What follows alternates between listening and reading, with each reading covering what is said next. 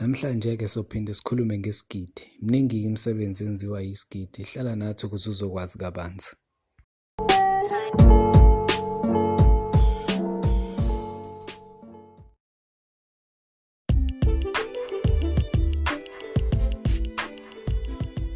Isigidi ke kuwuketshezi olungaqondakali kahle. Kodwa ke luyasebenza lolu ketshezi. Lingakugilela imanga lulodwa vo. Kanti futhi muzolihlanganisa namakhambi esintu, iyadlala ifilimu. Uba uphunyuka bemphethe ezitheni, kanti uma kuhlanganisa namafutha ayilwane ezithile engeke ngizibize ngamagama, cha awudubule inhlobo. Namhlanje soyiqeda lelo njengamadoda, sophela nya. Kodwa ke sobuye sixoxe ngelinye ilanga lo. Namhlanje ake sigxile emsebenzini eyenziwa isigidi sisodwa vo.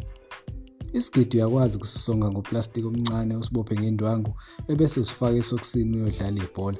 Akekho noyedwa oyomelana nawe egroundini. Ekugcineni bonke bayokuvuma. Uyakwazi ukusifaka ebhandeni lasengalweni, indoda muyishaya ngempama ivuka phansi.